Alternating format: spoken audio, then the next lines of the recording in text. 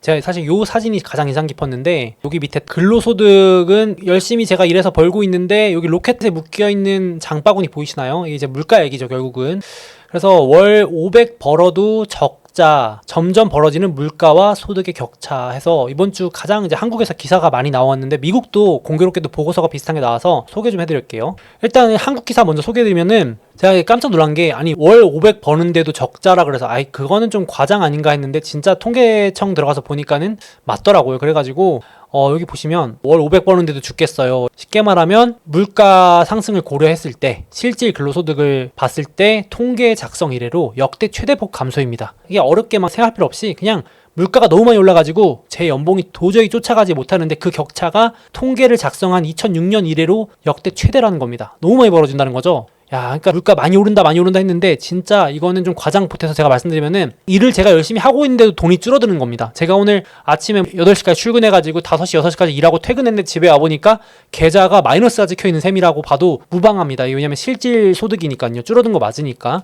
되게 이게 불편한 진실인데, 회사에서 월급 받아와서 기분 좋겠지만 돈 풀리는 속도가 더 빠르기 때문에 이게 진짜 심각한 거거든요. 그래서 전체 소득이 1.4% 늘었어요. 내 연봉 늘었으니까 저는 해당 없는데요 하실 수 있지만, 물가 때문에 실질 연봉은 1.6% 마이너스가 나신 거고요. 물론 평균 얘기입니다. 평균. 다 개인 사정은 다르니까. 그래서 전체 가구당 평균 소득이 512만 원으로 작지 않지만, 그리고 전년 대비 늘었지만 물가가 더 많이 올랐죠. 그래서 화폐 가치가 더 많이 떨어졌기 때문에 마이너스다. 그리고 일해서 버는 소득은 특히나 근로소득이 조금 올해 경기 안 좋아가지고 마이너스였는데, 소득도 마이너스인데 실질적으로 물가 고려하면 통계 이래 최대폭 감소입니다. 진짜 무시무시한 거죠. 그래서 통계청에서 발표한 거 보니까 당연한 얘기지만 물가가 오른 만큼 소득이 늘질 않았다. 이렇게 되면 가구의 실질 소득은 마이너스가 된다. 야, 무서운 얘기입니다. 이게 제가 뒤에 그래프 보여드릴 거지만, 복리로 이게 벌어지면 어느 순간 탁 보면은 나는 가난해져 있다라는 게 팍 체감이 되는 그런 차이거든요. 그래서 이거 좀 심각한 얘기고, 제가 좀 더 보니까 진짜로 전체 가구 중에 적자 가구가 무려 30%에 달합니다. 와, 엄청나지 않나요?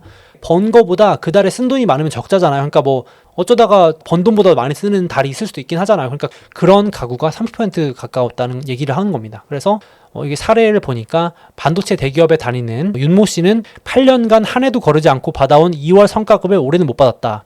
삼성 같은 데서 아마 이번에 반도체 성과급 작년인가요? 안 나와서 막 그랬던 것 같은데, 반도체 수출이 얼어붙으면서 회사가 적자를 낸 탓에 올해는 성과급이 0%로 떨어진 것이다.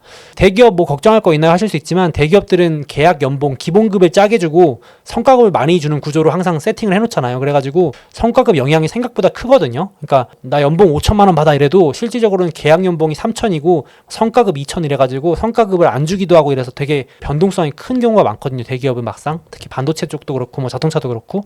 근데 이제 안 주니까 확실히 이런 것도 있는 것 같고, 그래서 성과급이 나올 때마다 주택담보대출 원금을 갚아왔는데 올해는 건너뛰었다. 그래서 주말 외출 줄이고 집에서 밥을 해 먹어도 예전보다 돈이 더 든다. 물가가 올랐으니까.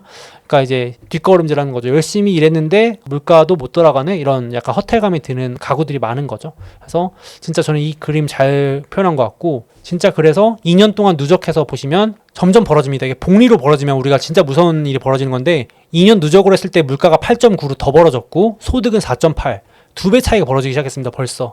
야, 이거 진짜 무섭지 않나요? 이게 물가랑 소득의 격차가 2년 내에 이렇게 벌어지기 시작하면은 나는 뛰고 있는데 옆에서 물가가 로켓으로 쏘는 겁니다. 그래서 진짜 제가 겁을 드리는 게 아니고 제가 공포를 느껴가지고 느낀 점을 말씀드리는 시간인데, 무섭습니다. 그래서 이제 사실은 근로소득만 우리가 할 수가 없는 거죠. 일을 열심히 하지 말라는 얘기가 아니고, 일도 열심히 해야 되는데 그 열심히 일한 돈을 가지고 투자를 잘해야겠죠. 인플레를 방어하기 위해서. 근데 이제 일만 해서는 안 된다라는 거는 좀 슬픈 얘기지만 어쩔 수 없다. 이 숫자가 보여주고 있잖아요. 일만 해가지고는 안 된다. 물론 저는 상위 연봉 1% 안에 듭니다 하면 상관없는데 그런 분이야 원래 걱정할 게 없는데, 근데 그런 분들조차도 물가가 너무 많이 올라서 부담스러울 수 있긴 하겠지만 일반적으로 봤을 땐 그렇습니다. 그래서 오죽하면은 밥 잘 주는 회사 요즘 인기가 높아지고 있대요. 밥이 맛있고 잘 주는데 평점이 올라간다는 얘기까지 나오더라고요. 그래서 지금 직장인 평균 식대가 10,000원 넘어가고 있기 때문에 오죽하면 지금 외부인들을 받아주는 구내식당을 가진 리스트까지도 공유가 되는 상황입니다.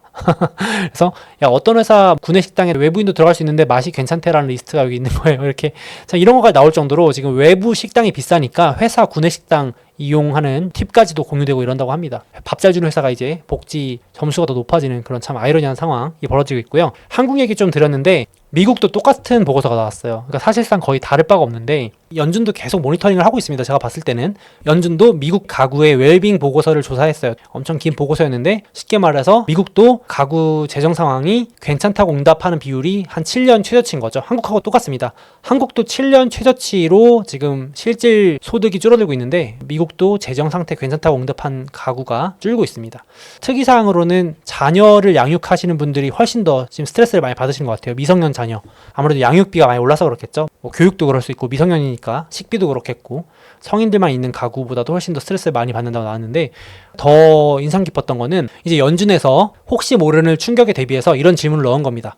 혹시라도 갑자기 어떤 쇼크가 와가지고 갑자기 어떤 청구서, 그러니까 추가 비용이 발생하면 얼마까지 감당할 수 있겠냐. 지금 딱 갑자기 다음 달에 전기비가 10만 원 오른다거나 어떤 청구비, 가스 요금이 10만 원 오른다거나 하면 어떻게 할 거냐, 얼마까지 대비할 수 있냐 했더니 물론 절반 가까이는 그래도 한 2,000불, 한 200만 원, 300만 원까지는 그래도 한 달은 버틸 수 있어요 라고 했는데 이제 연준이 주목한 건 요거였습니다. 이제 무려 18%, 약 20% 정도가 100불도 대비할 수 없다. 100불도 못 버틴다. 100불이면 10만 원이거든요. 그러니까 10만 원도 더 낼 여력이 없다. 라고까지 이제 지금 저소득층들은 얘기하고 있는 겁니다. 그러니까 미국 가정의 5가구 중에 한 가구는 추가로 돈을 낼 수 있는 여력이 100불도 안 된다. 10만 원도 여윳돈이 없다. 라고까지 하고 있는 거고 아마 비슷한 중복 응답일 것 같은데 응답자의 17%가 지금 카드 사용 금액을 전액 미납하고 있다.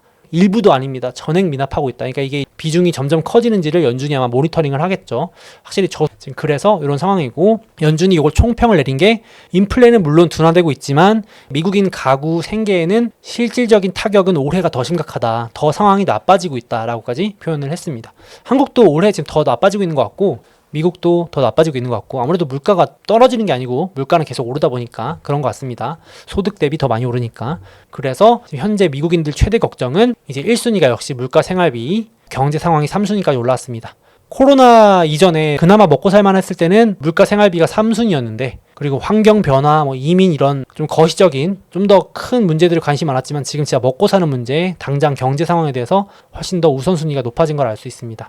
그래서 지금 연준도 지금 연체 전환 비율이 급증하고 있어서 좀 심각하게 보고 있는데 신용 한도, 그러니까 신용카드 한도를 모두 사용하고 있는 가구가 급증하고 있고 그 의미는 현금 흐름이 빠듯하다. 그래서 지금 한도 초과해가지고 연체로 이어진 비율이 33%가 넘어가고 있는데 지금 연준이 데이터 공개한 이래로 가장 높다. 그래서 좀 심각하게 보고 있는 부분도 있다라고 보고서에 밝혔고 요 뒤에 있는 그래프는 S&P 500 기업들이 지금 저소득층 가구를 언급한 비율이 사상 최고치 근접 중입니다. 그러니까 확실히 지금 소비가 꺾이고 좀 연체나 안 좋은 시그널이 나오고 있다는 거를 곳곳에서 보여주고 있어서 이 부분은 모니터링이 필요할 것 같아요. 미국 경기는 소비로 돌아가는 나라니까 소비가 꺾이면 경기가 급랭할 수 있거든요. 좋다 하지만 또 이런 부분도 있겠다 싶습니다. 그래서 확실히 지금 소비자들 좀 영향이 있는 것 같고 두루두루 이런 얘기 나오고 있는 것 같고 그래서 이제 가격 인하 경쟁에 다시 들어가더라고요. 그러니까 진짜 얼마 전까지만 해도 가격 올린다가 주류였는데 이제 소비자들이 확실히 거부를 하니까 가격 저항에 이제 들어가니까 이제 맥도날드는 부랴부랴 $5 메뉴 출시하겠다. 버거킹도 맥도날드보다 빨리 $5 메뉴 내놓겠다. 이제 막 경쟁 들어갔고요. 패스트푸드 안 먹기 시작하니까. 그리고 웬디스라고 하는 체인은 $5도 안 돼. $3 출시하겠다 하고 있고 그리고 이제 타겟이라고 하는 유통 체인이 있는데 월마트랑 비슷한 아예 우리는 일시 할인이 아니고 영구적으로 가격을 인하하겠다. 한 1,500개에서 5,000개를 가격을 아예 낮추겠다라고 했거든요. 그 정도로 지금 소비자들 가격 저항이 본격화되는 것 같습니다.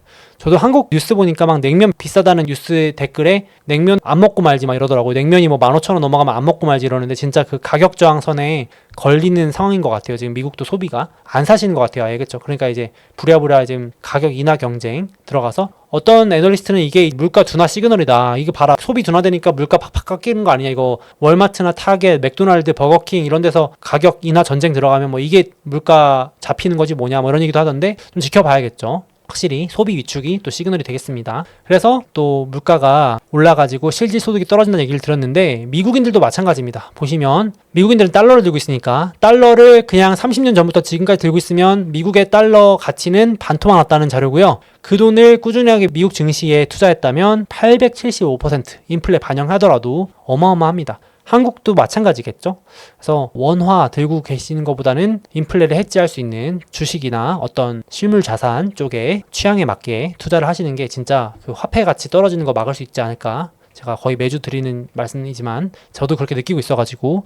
그리고 참고로 비슷한 리포트가 또 나왔는데, 한국인이라면 미국 주식에 투자하면 더 좋은 게 달러 환율이 우상향 해주잖아요. 단기로는 이렇게 왔다 갔다 하지만 금융위기 이후로 미국 달러 환율은 우상향 해왔거든요. 1,100원, 1,200원, 1,300원 이렇게. 그래서 달러도 적립식으로 모으시는 분들도 있을 정도잖아요. 뭐 저는 달러를 모으려고 모은다기보다는 미국 증시를 하려고 달러를 사는 편인데, 지금 보시면 한국 증시보다는 한국 부동산이 장기로 좋았고, 그거보다도 훨씬 좋은 게 미국 증시죠. 거기다가 환 차이까지 하면은 뭐 압승이죠. 제 개인적인 생각에는 달러 차이까지. 왜냐면 원화 가치가 떨어지니까 달러 가치보다 더 빨리, 아무래도 기축통화가 아니다 보니까. 그래서 아마 제 구독자분들은 이걸 잘 아시니까 또 제 방송 들으러 와주시는 거고 공감을 더 해주시지 않을까 싶습니다. 요게 나쁘다는 게 아니고 미국 증시도 하나의 좋은 투자처다. 그래서 일부 자산 배분 차원에서 나쁘지 않은 곳인 것 같다. 저도 열심히 투자를 하고 있고요. 그래서 미국 증시도 제가 열심히 버는 근로소득의 일부를 꾸준히 분할 매수하면 어떨까 생각이 듭니다.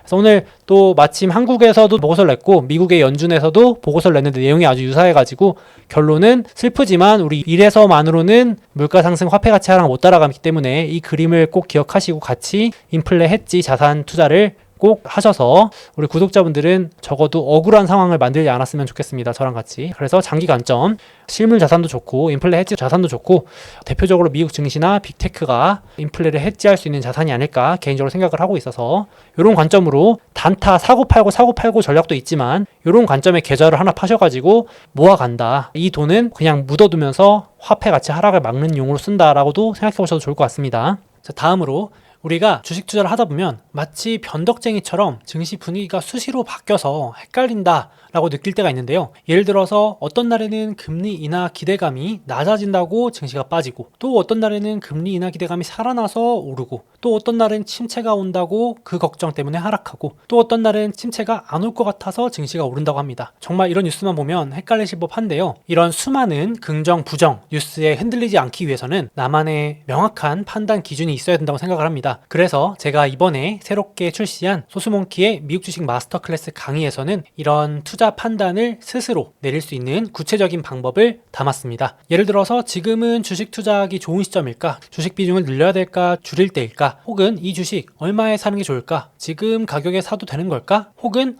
지금 시장 분위기에 편승해서 올라타야 될까? 아니면 슬슬 조심해야 될 때일까? 와 같은 투자하실 때 꼭 필요한 질문에 스스로 답하실 수 있게 되실 겁니다. 특히 이번 강의를 다 수강하고 나시면 일회성으로 끝나는 게 아니라 미국 주식 투자하시면서 평생 활용하실 수 있는 실전 노하우들을 얻어가실 수 있다고 생각합니다. 올해 저와 함께 제대로 투자 공부해보고 싶고 성과를 좀 더 높여보고 싶다 하시는 분들께서는 댓글과 더보기에 소몽의 마스터 클래스 링크 한번 참고해보시면 좋을 것 같습니다.